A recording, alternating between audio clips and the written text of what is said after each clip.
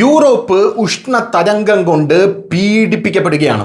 അതായത് നമുക്കറിയാം, സായിപ്പന്മാർ ഇന്ത്യയിലേക്ക് വരുന്നത് യൂറോപ്പിൽ തണുപ്പായതുകൊണ്ടും ഇന്ത്യയിൽ ചൂടായതുകൊണ്ടും ഇന്ത്യ മധ്യരേഖയ്ക്ക് കുറുകെ കിടക്കുന്ന ഒരു രാജ്യമായതുകൊണ്ടുമാണ് സായിപ്പന്മാർ ഇവിടെ വന്ന് ബിക്കിനിയിട്ട് നഗ്നരായി നമ്മുടെ കടലോരങ്ങളിൽ സൺബാത്ത് ചെയ്യാനായി കിടക്കുന്നത്. പക്ഷേ യൂറോപ്പിൻ്റെ ഗതി ഇപ്പോൾ പരമദയനീയമാണ് എന്ന് തന്നെ പറയേണ്ടി വരും.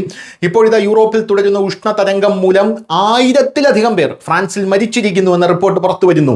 ആരോഗ്യ അധികൃതരുടെ അഭിപ്രായത്തിൽ ഈ കണക്ക് കൂടുതലാകാനാണ് സാധ്യത. പ്രാരംഭ മരണസംഖ്യയുടെ വിശദാംശങ്ങൾ നൽകിക്കൊണ്ട് സാൻഡേ പബ്ലിക്കാണ് ഇത് പറഞ്ഞിരിക്കുന്നത്. മരണത്തിൽ ഭൂരിഭാഗവും പ്രായമായവരാണ് എന്നുള്ളതാണ്. ഒരു കാര്യം നമ്മൾ ചിന്തിക്കണം. അതായത് നമ്മൾ ഒരു മധ്യരേഖയ്ക്ക് കിടക്കുന്ന ഒരു രാജ്യമായതുകൊണ്ട് തന്നെ ഇന്ത്യയിൽ നമുക്ക് ഇവിടെ ഉഷ്ണവും ശീതകാലവും എല്ലാം നമുക്ക് ഒരു സമരസപ്പെട്ട് നിൽക്കുന്നു എന്നുള്ളതാണ്. അതായത് അധികം ഉഷ്ണവുമില്ല, അധിക വിന്ററുമില്ല എന്നുള്ളതാണ്. പൊടുന്നനെ ഒരു ദിവസം നമ്മുടെ കേരളത്തിലും തമിഴ്നാട്ടിലും അടക്കം മഞ്ഞ് വീഴുന്നതൊന്ന് ചിന്തിച്ചു നോക്കൂ.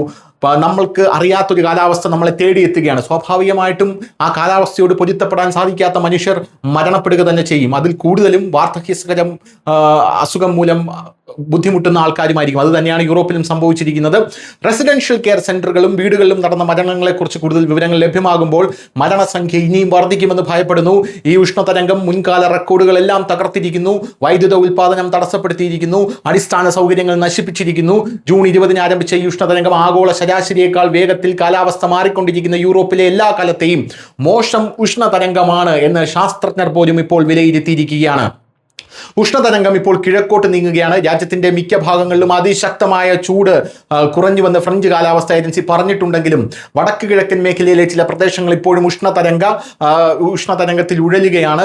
ആരോഗ്യമന്ത്രി സ്റ്റെഫാനി റിസ്റ്റ ലാ ട്രിബ്യൂണൽ പത്രത്തോട് പറഞ്ഞത് കാലാവസ്ഥ സാധാരണ നിലയിലായതിനു ശേഷവും അടുത്ത 10 ദിവസത്തിലേക്ക് ഉഷ്ണതരംഗത്തിന്റെ ആ ഒരു എഫക്റ്റ് കാണാൻ സാധിക്കുമെന്നാണ്. അപ്പോൾ അതുകൊണ്ട് ജനങ്ങൾ ജാഗ്രത പാലിക്കണമെന്നാണ്. News desk news India Malayalam.